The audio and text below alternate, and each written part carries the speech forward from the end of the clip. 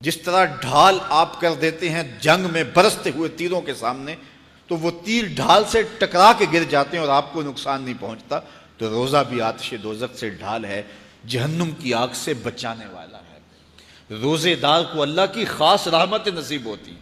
ایک حدیث میں آتا ہے کہ روزے دار کو دو خوشیاں نصیب ہوتی ہیں۔ ایک خوشی اسے تب ملتی ہے جب وہ روزہ کھولتا ہے، جب سارے دن کی بھوک اور پیاس کاٹنے کے بعد شام کے لمحے ہوتے ہیں اور پھر روزہ منزل تک پہنچتا ہے، تو کس مسرت اور خوشی اور سرشاری کے عالم میں روزہ دار ہوتا ہے کہ شکر ہے کہ اتنی لمبی اور اتنی سخت گرمی کے ماحول کی شدت کے باوجود اللہ تعالیٰ نے مجھے روب منزل کیا۔ تو اس وقت ایک احساس اس کے ساتھ جڑا ہوتا ہے، اور پھر جب وہ ٹھنڈا اور میٹھا مشروب اپنے کام و دہن میں ٹپکاتا ہے اور وہ ٹھنڈا میٹھا مشروب اس کی رگوں کو تر کرتے ہوئے معدے کی طرف بڑھ رہا ہوتا ہے، اس کی زبان بولے نہ بولے دل اللہ کا شکر ادا کر رہا ہوتا ہے، اس کا ایک ایک عضو بدن رب کا شکرانہ ادا کر رہا ہوتا ہے۔ وہ ٹھنڈا اور میٹھا مشروب رگوں کو تر کرتا ہوا آگے بڑھتا چلا جاتا ہے، لیکن شکرانے کا وہ پیکر بن جاتا ہے۔ وہ ایک مسرت، ایک خوشی کا عالم ہوتا ہے کہ روزہ بھی نب گیا، سارے دن کی تکلیف بھی کٹ گئی، اور اللہ نے مجھے افطار کے لمحوں تک پہنچایا۔ فرمایا روزے دار کو ایک خوشی تب ملتی ہے جب وہ روزہ کھولتا ہے، وَفَرْحَةٌ عِنْدَ لِقَاءِ رَبِّهِ، اور دوسری خوشی روزہ دار کو تب ملے گی جب روزے کے صلے میں اللہ اپنا دیدار عطا فرمائے۔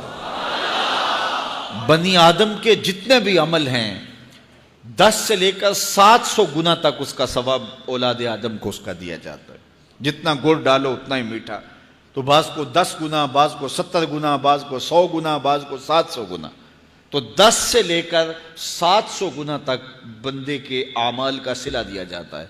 لیکن میرے حضور نے فرمایا لیکن روزہ جو ہے اللہ فرماتا ہے وہ میرے لیے ہے اور اس کا اجر میں خود عطا کروں۔ جب وہ خود عطا کرے گا تو کتنا عطا کرے گا؟ سخی اتنا بڑا ہو تو پھر کیا عطا کرے گا؟ بلکہ بعض نے اس کو عجزی بہی کی بجائے عجزہ پڑھا ہے بصیغہ مجہول، کہ روزہ میرے لیے ہے اور اس کی جزا میں خود ہوں۔ باقی اعمال کی جزا جنت ہے، جنت کی نعمتیں ہیں اور بہت کچھ ہے، لیکن روزے کی جزا میں خود ہوں۔ اور جس کو وہ خود مل گیا پھر جنت میں مل گئی، جنت والا جو مل گیا پھر جنت بھی مل گئی، جنت کی نعمتیں بھی مل گئیں۔ تو روزہ اللہ کی خوشنودی کا ذریعہ ہے، اس کی رضا کا ذریعہ ہے۔ تو خوش نصیب لوگ روزے کی برکتیں حاصل کرتے ہیں۔ اور ایک روایت میں آتا ہے جب رمضان المبارک کا آغاز ہوتا ہے اللہ اہل ایمان کو، اپنے بندوں کو محبت کی نظر سے دیکھتا ہے، اور اللہ جس کو محبت کی نظر سے دیکھ لے پھر اسے کبھی عذاب نہیں دے گا۔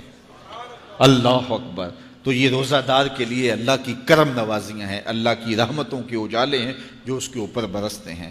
تو میں اور آپ اس ماہ انور کو، اس ماہ نور کو اس طرح سے گزاریں کہ ہمارے اندر کے پاپ دھل جائیں، ہماری غلاظتیں گناہوں کی مٹ جائیں، ہمارا سینہ صاف ہو جائے، ہم اہل ایمان کے لیے کشادہ دل ہو جائیں، ہمیں جو ہے وہ جھوٹ سے، تکبر سے، بخل سے، ریا سے اور دیگر امور بد سے اجتناب کرنے کی عادت پڑ جائے۔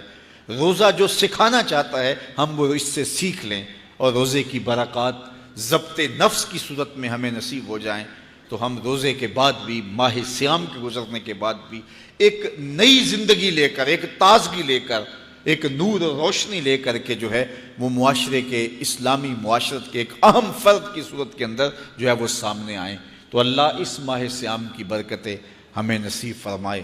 ہر سال مہینہ آتا ہے، گزر جاتا ہے، ہم پورا مہینہ بھوک کاٹتے ہیں اور پھر وہاں کے وہاں ہی کھڑے رہتے ہیں، تو پھر ہمیں سوچنا چاہیے، لیکن اگر تبدیلی آتی ہے تو پھر شکریہ ادا کرنا چاہیے۔ آج کی اس تاریخ میں ہم عزم کر کے اٹھیں کہ ہمارا یہ ماہ صیام ہماری زندگی میں ایک سنگ میل